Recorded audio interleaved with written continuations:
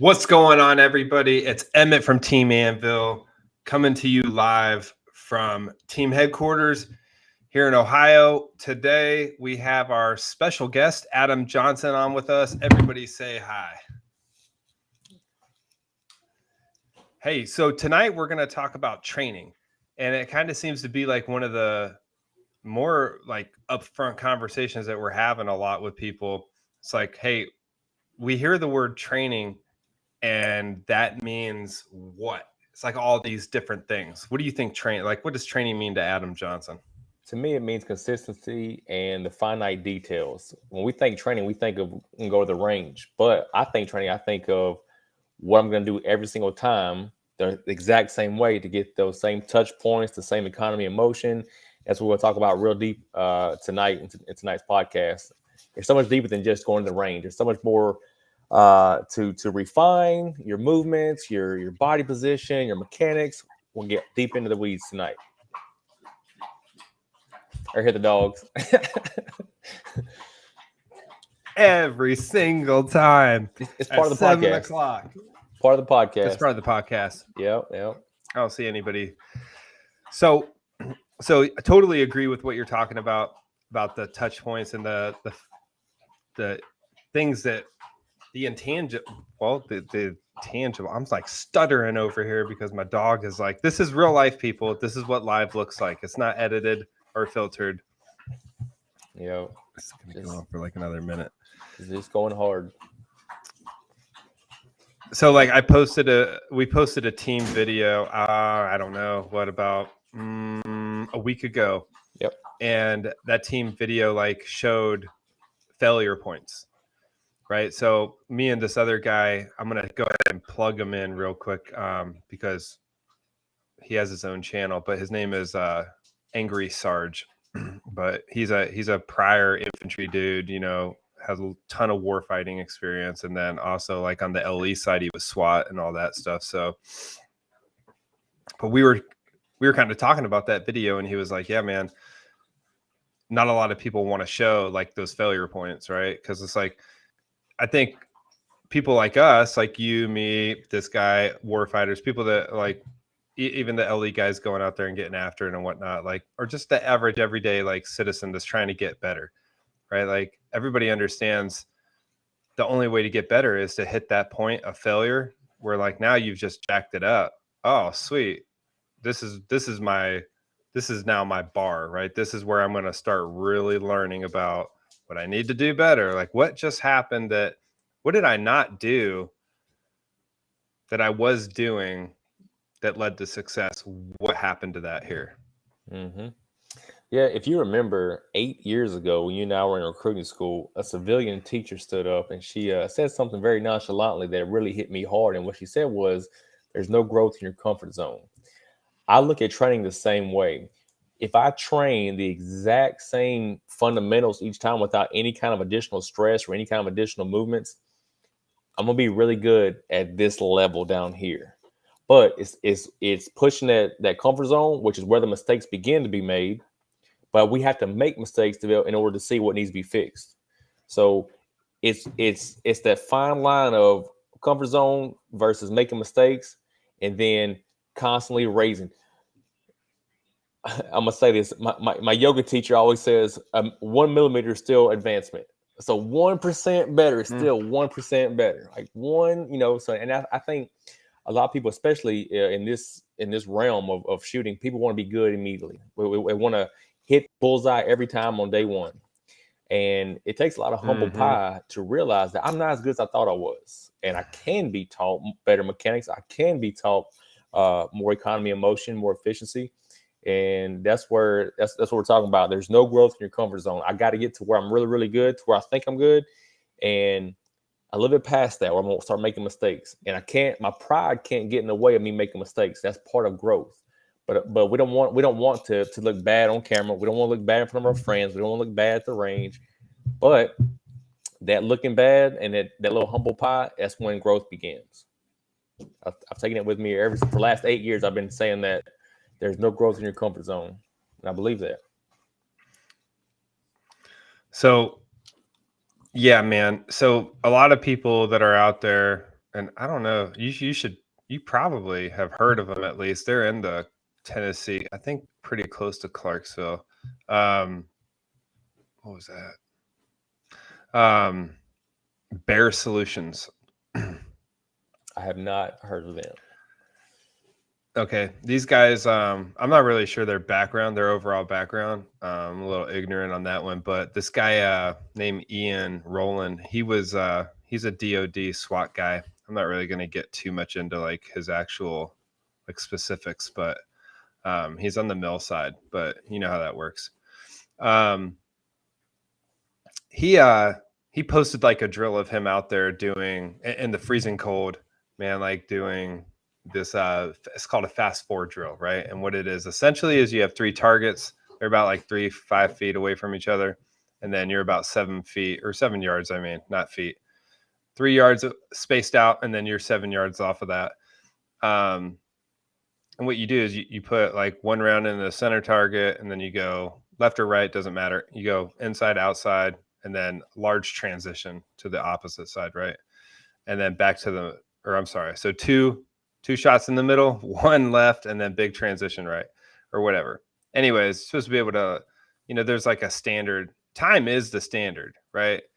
I know we used to do a drill, and I'm not going to get sidetracked by this, I swear, but we used to do this drill like when I was in, and you take a shot timer, right? And you would set the shot timer at 10, right? And it's like, how fast can you fire 10 rounds quickly into an A zone? Mm-hmm. And then you would go, oh, that was easy. All right, sweet. Let's go to 9 seconds. Do it again at 9 seconds. You keep going down until you hit that friction point where you're like, I threw one out of the A zone, or I busted time. Why? Right? Like, anyways, this is one of those drills that kind of really like, it presses the pedal down on the gas, and it keeps your time requirement at like that 2.5 seconds, and it's from a holster, right? So from a level 2 retention holster up on, so you're doing some gymnastics here, right? A lot of people that like, I bring that up to say this, right? So I was kind of motivated by it. It's a cold start drill, and I was like, you know what? I haven't done that drill in a long time. So I was like, hey, look, if you don't mind, I'm going to go ahead and copy exactly how you did it. I'm going to film it, everything, and I'm going to tag you in it, man, put it into the universe, right? Because what I was hoping would happen is kind of like what happened a couple of weeks ago, which like I would fail right off the rip. And I didn't. I mean, I'm glad I didn't, because that shows that I'm progressing again, like in different ways. But it also is kind of like a I gotta stop looking up and to the right. It's also kind of like a I'm gonna loop it all around here and say it's good to have progress, but a lot of people that are starting off shooting, right, need to understand there's always going to be a starting point. The reason I brought up that 10-second drill is the average person, and I mean the average. I'm not talking about the average warfighter or the average LE guy or the average like high-speed competition shooter or just regular dude that got really good at shooting. I mean like the average person getting into the shooting realm can shoot 10 rounds into an A zone in 10 seconds by a lot, right? It's very doable. You could probably take your wife out back right now, and she could probably shoot 10 rounds into the A zone at 7 yards in 10 seconds. So, I say that to kind of set it up, because a lot of people want to know, well, what kind of training should I do to get at your level? And it's like, no matter what you see, and I tell people all the time, like I typically try to surround myself with people better than me in every area, right? Mm-hmm. I want to be the dumbest guy in the room, because that's how I'm going to grow. But you know what? I'm not going to get carried away. I just looked up and to the right again. Doing good, man. Doing good. Yeah, doing good. I got this big light. I want to switch everything around so you guys can see these lights that are like, you see, I should have put sunscreen on. I'm already getting red. No. Oh, I'm red because I was outside today for like 2 hours training in the windy, that's good stuff, like man. rain. Good stuff. But hey, we all got to start somewhere, and that's kind of like the moral to the story here, right? Like there's all sorts of drills out there that you can pull from that are going to give you a good baseline. But I'm pretty sure, I don't know if Travis Haley owns this drill or not, but like I heard of it years ago when I was in and we were doing it, just as like a good like a good check on, hey, how do I get better trigger work and what am I doing? Is it too low in my pocket of my shoulder, the buttstock, or do I need to bring it up and in? I don't know, man. So do you have like, so here's a good question. Let's not get into that yet. What would the number one thing that you would tell people, the most important thing about training, like what would it be? The most important is that there's no substitute for trigger time. There's no substitute. Like, you're not going to watch the person on YouTube and let them talk you through it and go out there for 2 days really hard and be super efficient. You're not going to. It takes repetition after repetition, thousands and tens of thousands of rounds. So take that into consideration. Like anything else that you have people excelling in, they did not excel in the first week, first month of doing what they're doing. Like Tiger Woods wasn't good the first week he picked up a little golf court. Now, granted, he was 2 years old, but still, he wasn't that damn good at 2 years old. So there's no substitute for trigger time. But also be humble. Be really humble when you go in that range. Be really humble the first while, especially with the pistol. If you've never shot a pistol will humble you. So take that into consideration. So trigger time and be humble. That's the two things I would say for a person that's just starting out. If you are kind of mid-level, you got plenty of trigger time, again, that humble. Still stay humble, because you may be in the middle of the pack. You may be a solid guy with, a pistol and a rifle, but there's still more to learn. There's still ways you can refine your mechanics, refine your economy of motion to be just that much better, that much more accurate, that much faster. So, yeah, man, be humble. Let's talk about humility. What does that mean? Yeah. Like, talk about it. What does be humble mean? So great question, because so in my neck of the woods of special forces guys, everybody thinks they are the blank. They think they're killing it. They think they're the shit, and no one can touch them, no one can stop them. I think I told you this before, but so far in my life, the best school I've ever been to shooting wise was called Mid-South down in Northwest Mississippi. All civilians. Now one guy with a military background. Those 5 civilians shot around us. They made us look like we were new to the Army. And again, we have tons of guys with combat experience, hours and hours and months on range time and that kind of stuff. But when you see guys that's all they do, and they're some of the world's best, that's a giant piece of humble pie. So that was my awakening of many people are better than you. You're not that damn good, and you have a lot to learn. No matter where you are, you're in life, in your profession. Again, there are people that just do this, and you can always be a little bit better. So the book I read, Napoleon Hill, I forgot the name of How to Win Friends and Influence People. I think that's the name of it, but he said, every person I meet is superior to me in some way or another. And from them that I shall learn. So everybody you meet, you can't be the best at everything you do. Same thing with shooting. Everybody you meet maybe can teach you something that you can put in your little toolkit to make you just a little bit better. So be humble, when you meet new people, pick people's brains and learn from everybody. Everybody can teach you something. Yeah, I dig that. I heard it early in my career. It just, for the record, when I take a drink, that's when I'm done talking. Oh, okay. Just so we have. Are you done talking? Spectre Solutions, yo. Ew, what's up, Spectre? Yeah, I'm not gonna do the whole chat thing, guys. Data points on your growth opportunities begin.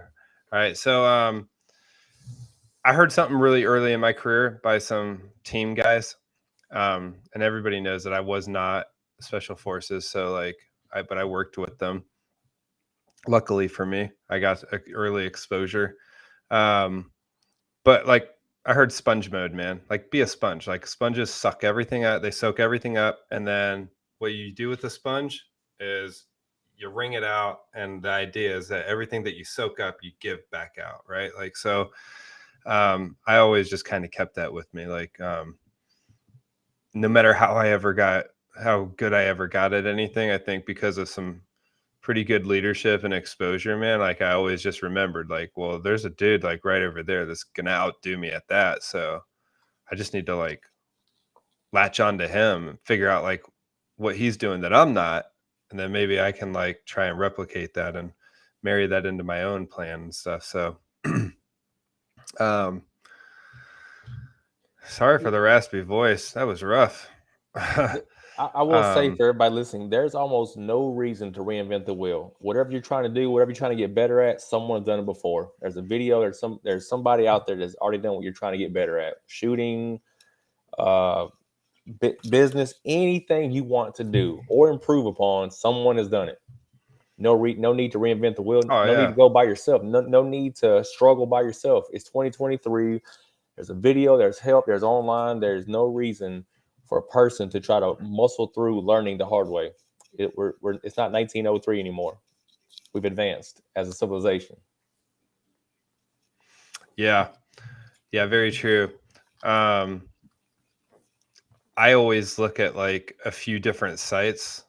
And I think like people naively think if they've never like done the research to find like where these drills come from, they're just like, because I've had people be like, oh man, that's a really good drill you came up with there. I was like, no, this is where I got it from. Right? Like it's not my drill. There's nothing proprietary about anything that we do, really. Like it's experiences that kind of like mold, different tactics and, procedures. But as far as I think like the information curve, it's already been done. Like you said, that you're not really there's certain areas you're not going to evolve in warfare or the application of force, because it's like, it just kind of comes down to the only way to evolve it is to improve the total picture, right? We're talking mechanics, we're talking the total human concept, right? Spiritual, mental, physical, all that stuff. Now we've proven, I think, over decades of war that you need that the military started, especially at the higher levels that you were in, right? Like, you're seeking out resilient, out of the box thinkers. So, and that's kind of like, that's a lost thing out here, man. Not enough people are punched in the mouth early in life, or, I don't know what it is, but I think that's it. I think we can have an old man conversation at a different time, talk about the youth of this. But yeah, I'll hold my tongue on that one. Yeah. So what I like to do when I go to the range is I like to do what's called like a cold start drill. We in the Army we used to call it isosceles, right? We're gonna go ahead and start those, like me and you were talking about earlier today, the ready up, right? We're gonna get that mechanical motion and movement and flip it around like a clock, do like right turns, left turns, 180s. Yep. And well, now we have like a whole new program of like, as far as like, I think, so there's a natural cycle to things, right? It goes, competition shooters figure out a more efficient way to like shoot, right? That inspires the war fighting force, because they're like, dude, we need that. We need to figure that out. So then those guys get hired on, go teach special operations. It trickles down over time. Those special operations guys typically get out and they do contracting, or they work for companies and become consultants. And then the rest end up either law enforcement or doing whatever. But like the cycle goes, competition shooter, special operations, down to law enforcement, back to civilian, competition shooter, right? Now I know like the end of my career, we were really getting into the human performance aspect of everything. So it was like instead of the crazy stuff we did in recruiting school where it's like all this static stretching and stuff, it became more dynamic. It's like, hey, we want to dynamically stretch ourselves out so that we can have more longevity, all these things and whatnot. Same thing in the shooting world, right? You kind of find out that like you could stand perfectly still and do cold drills and just be like, oh, I'm going to shoot at that target. All right. I'm not going to force myself to move off of the X, or I'm not going to have to force my position. But if I just shoot straight forward, I'll be good to go. Well, that's gone, man. That went out like years ago. Whenever I go to a box range, it is inevitable. I will find people in there, and they're literally in the perfect isosceles position, man. Leaned over, hunched over. Shoot, I even see instructors. I'm not going to hate on instructors, but I mean, telling people to do that. But so we already talked today about this, but I'll let you talk because we're live. What's like your what is your go-to warm-up drill, and why is it your go-to? So I'm a big believer in mastering the basics. Like you can do all the sexy stuff, but if you can't do the very, very basics, you can't do sexy stuff. Like you got to. So for me, when we go to the range, our team would get online, and the very first drill we'll do is simply from the low ready with the rifle slung. We would do ready up drills. We come up, and the reason being is because we're training to lock our eyes are set on the target. We're bringing the rifle into our sight picture. With our thumb, we're doing that mechanical switch from safe to semi. All the stuff that you're supposed to do, we do that from the very first minute we go in that range, because everything you just talked about, turning left, turning right while moving, so on and so forth, that begins with the ready up. It all stems from that. So we would never especially a new guy. We would never take a new guy and say, okay, let's hit the range. All right, you're gonna be moving. You have a target to your left, turn to your left. That's not how you do it. So for me, ready up drill, because everything I just talked about is that the mind is that in sync with the body. It's not. I'm not going through it mindlessly. We're talking. When I went to that course in Mid-South Mississippi, those guys were faster than all of us while talking through the movement. The most impressive thing. So my team, we took that, and that's how we trained as well. Like going through jump master course, you're talking yourself through everything. It's the same thing mentally when you're shooting. When I'm shooting a weapon, at least, is I'm doing those same touch points, the same everything every single time. So again, for me to get on the range where I'm taking somebody with me or going by myself, it's the basic ready up drills. All right, I want to talk about touch points. You go ahead. You said it. I'm gonna jump on once you're done, but like talk through like what touch points means. Like what are those and why they're important? What is a touch point and why it's important? So I'm going to think of touch points when we're talking about using two weapons or pistol only. Let's say, for example, we're going to go pistol only in a civilian scenario. This is not military related. I'm simply carrying my clothes or my concealed weapon, and something happens. I train this, and this is what so first thing I do if something happens and while I'm carrying is first thing is with my non-shooting hand, I reach for cloth. I drop my center of gravity at the same exact time so I can grab that cloth to expose my weapon. Touch points. The way I grab is these two fingers feel for that steel on the butt of the pistol, and I slide down it. Then it seats very firmly into the little crevice right there. If I did not practice those touch points and I was just blindly or having to look at my weapon while I'm drawing, if I have to look, I take my eyes off of the threat. So I want to be able to look, engage with whatever's going on, and be able to have that same touch point so I can grab, come to the center position and put out. Touch points they're your eyes on your hands. Let's call it what it is. Like my hands know where everything's at because I do the same economy of motion, the same drill, the same everything. When we do military related, when we do from rifle down to pistol, same thing. It's touch points. It's economy of motion. For example, we always train this and we talk through it. If our rifle goes dry, With my left hand, I'm rolling the rifle behind me. With my right hand, I'm going to that touch point. Rifle's behind me as I come up with my right hand. The hands meet center. I go on, to draw out. Those repetitive, I've done that thing. I've done it 20,000 times at least. But that's what it takes to feel good and confident in the event something does happen. I hope to never have to draw my pistol ever again.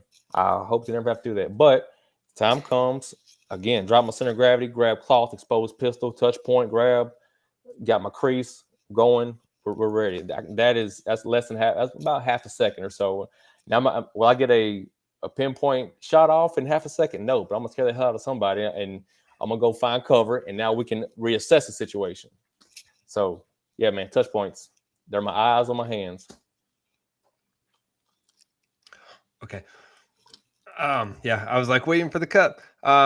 So like today I was out on the range training with one of our guys, D-Pat, and we were doing this one drill essentially where we sprint like about 50 yards to the person that's holding their rifle, and you grab the rifle from them in a full sprint like another 50 yards, right? And then when you get to that point, you're essentially doing like an L drill, where you hit it hard and then bank left, or a J drill, whatever, I guess at that point, but reverse L drill, right? You got these 3 targets, you got to double tap all the way down, continuously moving. Anyways, like I run at him, I'm like grab my rifle, I sling it, right? I get that sling over my helmet and everything, and I keep going, making sure I'm good to go. I tap my forward assist, and then boom, right? I'm hitting my point. I turn and then I shoot, right? All 3 targets. And he was like, holy cow, man. I was like, what? He was like, dude, you got that sling. He's like, I've never seen somebody sling a rifle like that before. And I was like, man, that's just years and years and years of slinging a rifle, or unslinging a rifle or whatever. Like, but to your point, it's those thousands of repetitions that you do on those what seem to be very small things. Yeah. That really, they stack up over time, right? Like in everything, anybody that's watching this, right, understand this, especially if you're kind of new. And even if you're like super experienced, understand this, everything's in milliseconds. Yes. Right.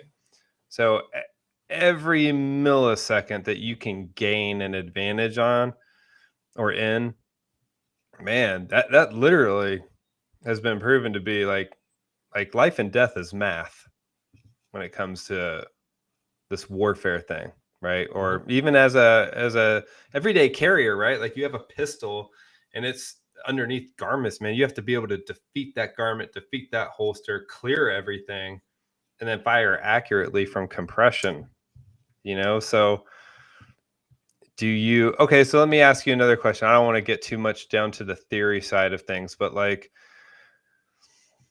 so here's a hot topic. I want to spend a little bit of time talking about this. I teach this. It doesn't matter if don't let that, sway you either way. All right. But I am a big proponent in teaching natural point of aim shooting.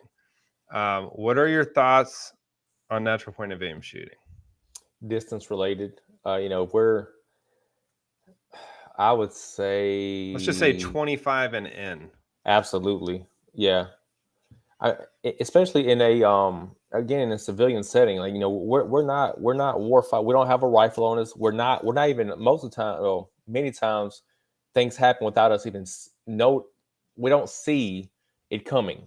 Bad things just kind of happen, and you have to react when you go from 0 to 100 in 0.37 seconds because boom, something just happened over there.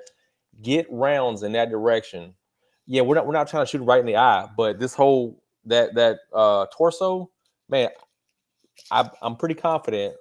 Front sight picture, I'm gonna put rounds in the torso at 25 meters and in. So, as you just said, milliseconds. It may take me 3 or 4 extra milliseconds to line up everything and really, get a good bullseye. But I'm dead at that point. You don't know. Mm-hmm. So I support that. I definitely support that, especially if other weapons have already been drawn. If I'm in the crosshairs, if I'm in the fatal funnel, those types of things. But now if I have time, let's say I'm in a situation where I'm at a restaurant and someone, comes in to rob the place, and they're drawn and they're threatening. He turns to the side. If I have time, yes, I'm going to draw down. I'm going to put my that sight picture where I want it to be, and I'm going to take them down. Because also I do want to be everything is situation dependent. Are there people around? Is he in a crowd? Is a threat in the crowd? Is a threat by itself? All those things are also, there. I feel like there is no one answer for a lot of the stuff that we talk about. It's a lot of it's scenario based, and what we always say is the principle. That's why there's no, in my opinion, one answer for many of the scenarios many of the millions of scenarios that we can find ourselves in. Yeah, so I would take guys. So out here in the civilian world, not so much in the military. Like but a lot of people have probably over the last couple of years trended towards optics.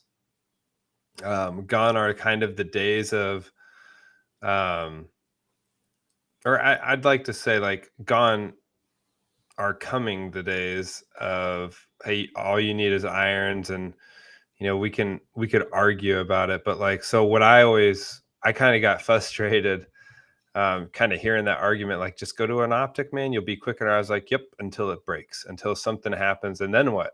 Right? If you don't train anything other than there's the dot, then when the dot's gone, like, you're going to be off. And we found that out, like, we're not going to bang the war drum here, but like, you find that out real quick in like close quarters or close proximity gunfights. Like, you find out real fast, like, you're not going to be lined up all the time perfectly like you need to be. You may not be eye over barrel, and you may have to shoot accurately and fast. So if you don't train that, then you're at a deficit. Either way, like, especially put it in context, like right now, us, like civilians, we're not suiting up and going overseas to serve freedom. All right. We're not hunting bad guys. So for us, like, we're already going to be at a deficit, at least however fast it takes you to, draw that holster from your holster, or draw your pistol from your holster and then discharge it, right? Like, probably like in the second range, if you're really out there drilling it, right? Mm-hmm. So like, am I going to be able to get my sights perfectly aligned? I doubt it. Not like that. You're not like that, and that's what it takes for a person to pull muscle trigger. Memory. Yep, absolutely. Yep. And what I would do is like, I want to say this too. I mean, we used to teach what we in our team, and when we taught people, is when you pull that pistol, I can fire from here. I'm gonna continue presenting, but you're a foot and a half away from me. I can fire from right here. I mean, and that's how we trained.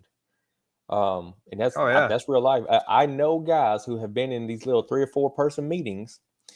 And stuff got ugly real fast, and we're kicking away tables. And I was like, man, I'm glad it wasn't me. But I know guys that were in those situations, kicking away tables, drawing as they're coming back, and putting rounds towards the enemy. There wasn't a damn sight picture. There wasn't a sight picture in the room. It wasn't a sight picture in the room. No one cared about that. He eliminated the threat. Stitching up. Yep. Yeah. Yep. So what I'll do a lot of times, so like, we kind of go through cycles, and we're kind of like in a little off one right now, but typically, like, what I would do, like when I was training these LE guys, is like about every 3 weeks, man, I'd tape up their sights. I'd have them tape off all their stuff. No iron sights, no nothing. Put like a little white dot on the back pistol. Be like, that's your point of reference, man. That's all you got, But I'm a big proponent in teaching. I teach regular everyday people this stuff, man, because I'm like, you want to think you know how the gunfight's going to go, but realistically, you might, like you're talking about, man, you might be falling back and like kicking tables away and having to just index, right? So, all right, cool. Well, That'll be a hot topic. I'm sure we'll get tons of comments on that one because there's a lot of people out there that are like, natural point of aim shooting is stupid. It's Hollywood. It's Instagram. And it's like, okay. I'm not saying people haven't been in gunfights. Like, I've never been in a gunfight with a pistol. All right. Let's just start there. All right. So I've never, but I know people that have. And I know enough people that have been in that situation to where it's like, hey, you want to be able to rely on that your muscle memory, like those smooth mechanics of being like, all right, I defeated my holster and I'm here and I can shoot comfortably from here. But I don't really know a lot of units, man, like that are teaching high level sidearm like manipulation. I mean, I can't speak for civilian world, but especially in the military world, you know, that sidearm is always secondary, right? It's a secondary weapon. Yeah. And every time I've ever been in a house, I've never had to go to my secondary, thank God. But even in training, that secondary is best case scenario, only one room. Once we're all safe and secure, we'll lock down so that person can get that rifle back up. But we train worst case scenario, but I never want to be in a gunfight with a pistol. I won't be in a gunfight ever again. Yeah. That's like, if I can have my way, I'm done. But you just don't know what's going to happen tomorrow. Dude, yeah, and that's a good point. Like, so I think when it comes to training, my training methodology at this point in life, right? Like, you put a rifle on your shoulder, man, and you just instantly get confident. You're like, oh man, right where I'm comfortable. Getting back to the whole, there's no growth in your comfort zone. You know, taking that pistol out, like, so for a lot of people that like, I've heard the same thing. Hey, I shoot rifle, I'm really good at it, but I suck with the pistol. And it's like, okay, because we're going from here, right, to sliding everything forward. Right now we're here. And if you think about it in that context, it's like, hey, it's the exact same mechanics. It's just way less support. In my opinion, military versus being a civilian, rifle, pistol, it should be flip-flop, because most of us civilians, we're not walking around with the AR across our chest. We have a pistol on our hip that no one knows is there. Therefore, as a civilian, it should be, in my opinion, 95% on pistol, 5% rifle, because you're not going to the movies with a rifle across your chest. You're not going to Applebee's with a rifle across your chest. You're not going to the fair with a rifle across your chest. So therefore, being practical in a civilian world, you train with what you're going to have. You're not going to have that rifle on your chest in the mall. So take that for what it's worth. But it looks cool. Looks really cool. Looks really cool on Instagram, but it's not cool. So a lot of the times, like, so like today, like I really like today, like the training that me and this dude did today, and then the training I did yesterday by myself, it kind of got me back to that focus of, man, like we spend so much time like going back to rifles because it's cool and because we can run and gun and like get that confidence back. Yeah, we're better with rifles. Yeah. But man, daggone it, dude, you take that rifle away, put the pistol in the hand, it's like, dude, things just got tougher. And I was kind of telling the Ian dude that, like, well, we were talking to each other, but I was like, man, that was tough, man. Like, it was easy with the rifle. I was like, done. But anyway, so today, like when me and this guy hooked up to go train, that's what we did, right? Everything that we did with the rifle, which we did first, we went and repeated it with the pistol. Same accuracy standards, same time standards. Right? That's tough, man. Good for you. Dude. Good for you. If you're that good for you, bro. I'm not that damn good with the pistol as I am a rifle. Good for you, man. Okay, well, I didn't say like I met time and accuracy standards today. All right. I did not say that. And that's the reality, right? Like, I want, like, there's so much. I get it. Like, you want people to be hyped up and be excited to like come check your page out, call you up, have you like come train them, hire you, right? But man, like I want people to like know like what the reality is. Reality is like 95% of what you see is the end result Yes. of that work, right? Like that's Yes. that's the end result. That's the 5%, right? You didn't see none of the work that took to get to that level of accuracy or speed. Absolutely, man.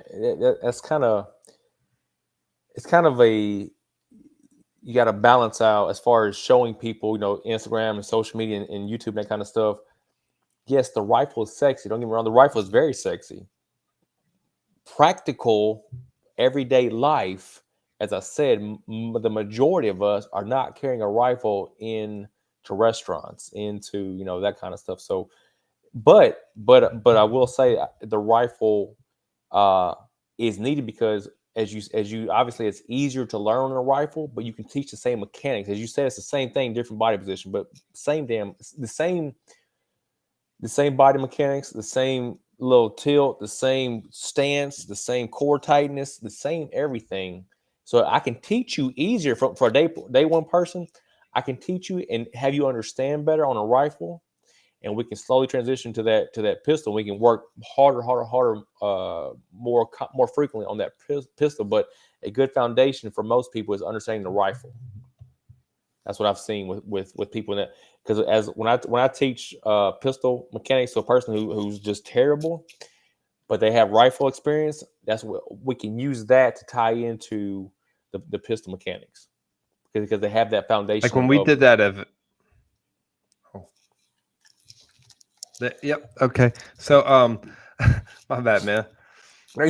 that's so dumb. That is so dumb. My little Q. Oh, cute. When we did the Silent Legion project, man, like that's something I noticed, man. Like, and I was pointing that out to a couple guys. I was like, hey, look, you stitched this person up, man, like all A zone hits with that rifle, but like you take that pistol out, like next iteration when you do it with pistol, like you're like, dude, I didn't even hit him. And it's like, yeah, because like we're so confident, like we have so much, and that just goes back to training, right? Like we want to train so much with that pistol that the mechanics take over, right? That muscle memory is there no matter if we're sideways or not, or whatever. If we're in a dynamic position, we can still pull off the same shots because our body automatically knows what to do. Yeah. So, all right. So in the scope of like training, what do you think? You already used the word, so I can't like just slide it in, but what do you think the most practical use of your time would be like on a range? Like what would you forget about rifle pistol? Like let's just overall, right? What are we talking about? Like what do we want to drill down on probably the most? Like Target identification and target acquisition. You can do a million different scenarios and different drills and this and that, but from any position, identifying threat, turning to threat, presenting, like those types of drills are huge. Again, we're talking about real life. Whether I'm Iraq or Clarksville, identify threat, see what's going on, and start acting, and reacting. So that's it for me. Identify a target and put rounds down range. Get in position and put rounds down range. yeah, one of our guys I think just about every time he builds a scenario for us to shoot, there's like a no shoot target in there. Good. You got to realize, like you and I, being downrange. Yes, there were times where many times where civilians were around, but they were easier to identify versus bad guys, in my experience. Here in Clarksville, we all look the same. Everybody's wearing civilian clothes. Everyone, like it's a different animal. I've always said it, kind of off topic. I've always said that being a police officer probably one of the worst jobs in America because everybody looks the same. Like we're all on the same team. It's sometimes it's harder than others to identify the enemy. So especially in the civilian world, identify your target. Don't just start throwing rounds in range or rounds in a direction. Identify my threat, act accordingly. So do you think you should have a good plan when you go to the range, or do you think you should just wing it? No, I like a good plan. I really do. I'm very methodical. Like a lot of stuff I've seen you guys do. I'm very similar. I just very methodical. We're there for a purpose, and that purpose is to get better. If I'm just throwing rounds, if I'm just trying to think of stuff randomly, I'm that's a disservice. Kind of like anything going to the gym. Most of the time we go to the gym, we have 4 or 5 exercises we want to do. We may do some extras occasionally, but my mind is prepared to go and do X, do this, do that, and that because those have a purpose for my body. Same thing on in the range day. If I'm lacking on transitions, we're gonna do my ready up drills, maybe a few others, and then we're gonna go into transitions because that's where I'm weak at. Instead of just, hey, you pick this drill, you pick the next drill, you pick the third drill. I'd rather have a plan because also rounds aren't cheap. So if I'm gonna go to the range, I'm gonna spend some money. I'm gonna have a purpose for each round. So I realized that I had this sitting right behind me. That's pretty But badass. yeah, whatever. Yeah, we wore enough of these, man, to like pretty much hate them. I hate this thing. What? I bought it. It looks cool. Yeah. It looks really cool. But yeah, it looks cool too, right? It passes the Instagram like test and whatnot. Exactly. Here's the thing, like I was telling somebody, I was telling this guy yesterday, like when we were talking on the phone, because he's a cop and he's special operations for like a state level organization. And I was like, hey man, how often do you train like full kit? Like, you know, because he's HR. See, I'm about to like, Yeah. whatever. I got you. He's one of those Anyways, guys. Yeah. Yeah. And he's like, yeah, usually when I go to the range, like I'm slick and stuff. And I was like, but how often do you train like with your gear on, like with your lid on? Like maybe who cares about your plate carrier, but like your lid. And he was like, yeah, hardly ever. And I was like, so it kind of made me think, I was like, man, am I used to that neck pressure? Like which I'll never have to put this stuff. Man, if Emmett Jarvis is putting this on, the world's over. Whoa. Yeah, man. It's a wrap. It's coming. But it got me to kind of thinking. I was like, you know, we have all this equipment and all this stuff, and it's like, hey, how much are we training with it? You know, and what kind of a trainer do I want to be out here in this world of trainers? You know, it kind of got me to thinking. I was like, you know, I don't train with my helmet on ever. Never. Because like for me, the practicality of it is like zero. I'm like, I'm never going to put a helmet on. But then you kind of forget, or I do anyways, I forget that, you know, something I always tell people, I'm like, there's always people watching, you know, and they kind of want to see like, hey, you're an instructor or whatever. Like, how do you train? Because that's going to determine who looks at us for future training. And we haven't been shy about it. You know, we want to give back to law enforcement and military and, you know, be good, reputable, like high quality trainers for them. So, but getting back to gear, you know, I think it matters. Like we were just kind of dropping a post today about it, but I don't want to talk too much about gear, but training in our gear, it is a necessity. Like if you know what I'm saying? Like, absolutely. I know, you know, so for the people interested in doing what you're doing, you know, a lot of it is civilian, but also you also appeal to the police officer. I'm a firm believer in the old cliche of train as you fight. Absolutely. Now there's a time to go Hollywood when you're day one learning and being super duper stressed is not beneficial for learning day one. There's a time to add stress. There's a time to be hotter. There's a time to add more weight. You know, day one learning is very first drill for the very first time. I will go Hollywood. I have no problem with my students going to Hollywood. That's fine. We ramp it up. Everything we do is a crawl, walk, run, build up. That's how I've always approached every training scenario is a crawl, walk, run. We have to learn the basics. We get a little bit faster. And by the end of the day, we're trying to get things on the move.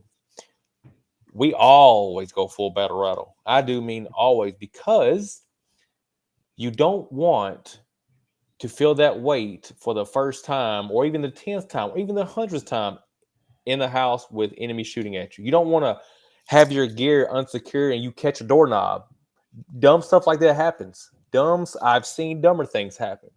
because you haven't used your gear enough to know what you should tie down and secure those little loose ends and that kind of stuff. I've seen stupid things happen. So we train as we fight. Now we may learn the easy steps, Hollywood, but we train as we fight. And I believe in that. I firmly believe in that. I would rather be more miserable in training than when the bullets start really coming at me. You think about football and basketball practice in high school, right? The practices were way worse than the game. We practice harder in worse conditions than the actual game. And I think that should be the same way in doing all the military stuff that you and I used to do, police stuff as well. I think our hardest days should not be when the bullets are coming at us. We should be physically ready, prepared to do what we have to do in a house, downrange, or whatever. And it shouldn't be a surprise of, oh man, this helmet is heavy. It is holding in heat. Oh my God, my neck is hurting now. That's the wrong time to figure that out. Mm-hmm. Yep. Yeah, man. Like I like, it was kind of like perfect timing that you said it the way you said it, because like Andrew Sarge, like good point. Like I know what he was getting at. Like you don't always need to be in gear, but like that's kind of like the conditions check for success, right? It's like, hey, we've already crawled, walked, run, walked it, talked it, all that cool stuff. We went slow. Now we're fast, and now we're game time speed. Now the gear's on, right? Absolutely. Like, and now the gear's not coming off. There is no reset now. Nope. Every time you have to reset, you got to do that evolution all over again with your gear on until, so I definitely, I dig that. Yeah, we come from the same thing on that one. But there's a lot of people that kind of complain, like, I always get asked, hey, what do you think? And I don't want this to be a gear conversation, but like, I get asked a lot of times, like, hey, what gear do you think is most important for me to have? And I always kind of default to a gun belt, because it's like, it's a bat belt, man. Like you can put all your support gear on it.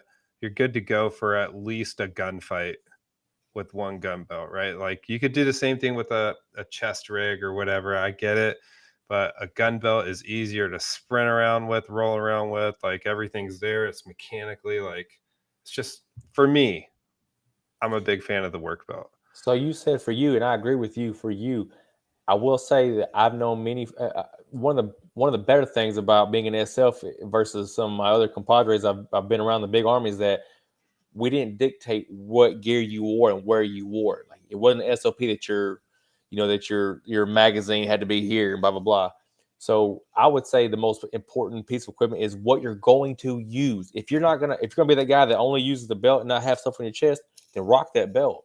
I knew guys that didn't want to have anything on their hips and legs, so they wouldn't wear that drop holster, that drop leg holster. I hated that thing myself. I didn't do that. I did other stuff. So do what you're going to use when shit hits the fan. Like don't if you like to draw from the hip, but you're running around with the chest rig with your little pistol holster zip tied to up here on your chest, that's not how you're really going to fight. So your mechanics and your efficiency and your economy of motion is going to be crap. And God forbid, if you've done this 1,000 times, when shit goes bad and you do this, but it's not there because it's on your hip, dead. I never even understood like how I've seen it. I don't know. Yeah, it ain't for me. It's not. I used to see officers do that. It's like, where'd you see that? That's weird. That's a different conversation. Oh man, officers. Yeah. Oh yeah. So I was having that same exact conversation with somebody, the same guy the other day. I was like, because he was asking me how I had my stuff set up. I was like, how I have my stuff set up is irrelevant, right? Yeah. I know that my stuff works for me. Yeah. But it also comes down to like the finer things. Like you, I knew guys that didn't want to wear a work belt because they wanted to be able to hug a wall a little bit tighter. Like they wanted to be able to clear that corner faster. And for them, the way their hips moved and stuff, it was just easier to not have to worry about that audible, ND, so to speak. But yeah, I think it's all a personal thing. Like I tell people, for me, this is what I think is the most important thing for me, just like there's different slings out there. There's like the big old argument, like 1 point versus 2 point. I think there's even a 3-point sling or something crazy like that. Like, Do what works for you. Like, you yeah, know, don't go buy all this equipment that you've never seen. Again, and other people, you got buddies in Ohio that have similar equipment. Go try their stuff.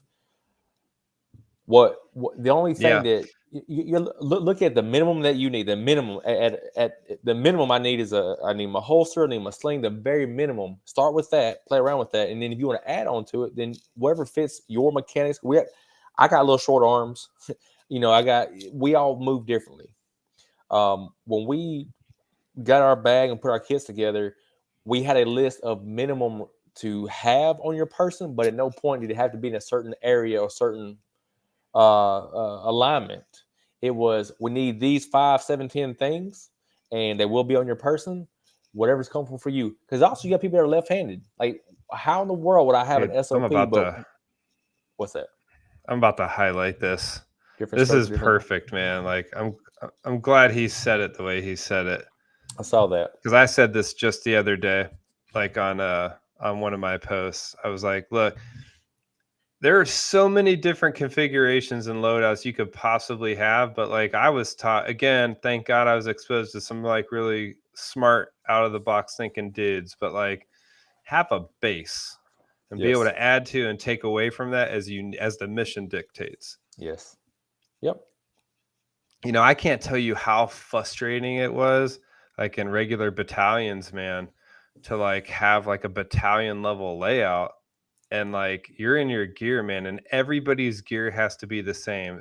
And the idea behind that, the psychology is, well, in case you go down, your battle buddy knows exactly where his gear is. It's like, well, dang it, like that's uncomfortable for me. That impinges my shoulder, Yeah. or I can't reach around that to that, like, you know, or whatever. But yeah, I think we've beaten that to death, man.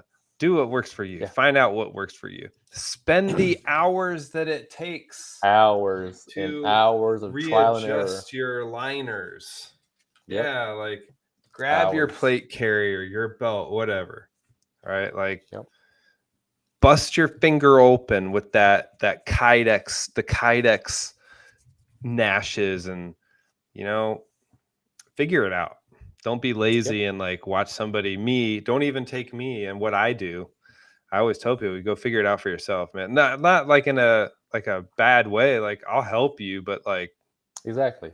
I'll answer questions and kind of give my 2 cents. If you ask me, I'll give my 2 cents. But by no means you have to mirror anything that I do, or if it don't work for you, it doesn't work for you. yeah, we could be the coolest guys on the block, man, but that ain't gonna work for you. Nope. Yeah, like, and then we're not the coolest guys on the block. Now you are, because you just figured out what works for you. So Yep. All right. So with training, I kind of like all in all, like we could probably do a whole volume on like training. But I think at the end of the day, you want to be able to this is kind of like my ending on like training, and we'll hear from Adam here. But I think big picture, you need to train regularly enough to where your results are repeatable. All right. And where there is constant growth. And the only way I feel like you can really accomplish the constant growth part is if you push the failure limit nonstop. If you don't want to go train with other people for whatever reason, like you're kind of getting started out, I always tell people the number 2 investment I would get after you have your pistol and after you have your holster that you plan on carrying that pistol in is to go get yourself a shot timer. There might be some apps on your phones you can get, but a shot timer is a person's best friend if you're training alone. Because you can set the time and you can set your own metrics and measure those so that you can become quicker, more accurate, and your results, like, they're repeatable. That's kind of what I think. I would say ditto. The only thing I'll add to that is, as we talked about earlier, is being humble. There's guys at ranges that have a couple more thousand rounds down range than you do. There's guys at ranges that have been doing this a couple more years than you have. Man, there is nothing wrong with approaching and say, "Hey, I saw that you did this little different technique. I've never seen anybody do that. Why do you do that? How does that help you? Okay, I might give it a shot." Humble pie. Talk to people. Pick their brains. Um, Everyone I've been around in the shooting community love to help. It is a niche brotherhood. They want to help each other. They want you to do a little bit better. They may be competitive, but at the end of the day, they want to make you a little bit better. So ask that question, man, and never think that you have all the answers. I guarantee you, there's lots of guys that can teach me so much right now. I got a decent amount of rounds down range, but I got so much I can learn, so much I can learn that to make me a better shooter. So be humble and be ready to learn at all times. Yeah, I like that. It's just making me think every time like we go shoot, like I literally learned something. No, it doesn't matter who I'm around. Like today I'm with an airline pilot and this dude is like a shooter, but he can shoot, man. If that plane goes down in enemy territory, dude, they're screwed. But like He's but ready. yeah, man, that's a bad day for those people. Yeah. But like, yeah, like I'm glad you said that because it's like kind of like a way for us to kind of fade out for the night. But I think one concern I've heard a lot of is I would come out and shoot, but I just feel like so intimidated by the people that are out there shooting. Like they're so good, they're fast, they're accurate. They're like they're what possibility looks like, right? Um, George had and the starting best off from quote. like maybe George told that person, he said, the only thing different between you and I is I have more time on target, more time on trigger. That's the only thing different is I'm doing it a little bit longer. Everybody had their first shot at one point. yeah. Everybody. Yep. Very So, first shot downrange, right? but that's And anybody the who's good at newest anything. person, Yeah, that's all I was saying. Everybody has their first. Everybody had a first yeah. shot, their first whatever. Hmm. Yeah, we all start somewhere. And I also understand this, like you're gonna learn a lot, like especially if you're new to the game. But taking it from guys like us and guys that you'll see in the chat, the side chat, and all that stuff, and just go talk to the people around you. Like every time you go out there, you're going to learn from, as an instructor, even you're going to learn from that person that's never even held a handgun before. Yeah. And you're going to learn good things too, like positive things. So Yep. you just got to be willing to talk about your training as you're training, come up with a good plan, hit the range, and be disciplined. Be like, hey, I'm going to do this for this amount of time. I'm going to hold myself accountable. I'm going to talk myself through this stuff and we're going to figure it out. Right. Like that's how you get to that whole consistency, like being consistent, repeatable, and growing. So Yep. this was good, man. Any final thoughts for the world? Final thoughts is there is no growth in your comfort zone. If it's easy, it'll stay easy. Dang it. You got to challenge yourself. I was going to say that. Nope, that's I was mine. going to say that. I'm gonna get tattooed somewhere. Right down your neck. I'm telling you, man. I live by that. I preach that. I say that every day. Every day I say that there is no growth in your comfort zone. Well, we're going to leave the world with that. So, everybody out there, thanks for tuning in. Thanks for listening to us talk about training. If we didn't answer your question and you have more questions about training, feel free to hit Adam up. You can get a hold of him at Military to Millionaire Mindset, or JPI or REI. Go ahead, plug yourself, Adam. Yeah. I'm most active on Instagram. You can search either Adam Johnson or Military to Millionaire Mindset. I'm just putting out good vibes, trying to help people inspire if I can, but I'm here to help whoever I can help. Simple as that. That's it. There you go. All right. So you can get a hold of either of us. You know how to get a hold of me, Team Anvil. You know how to get a hold of Adam. Until the next time, get out there and look, go get good quality training from reputable sources. Go do training on your own and be safe and live free. We'll see you on the next one.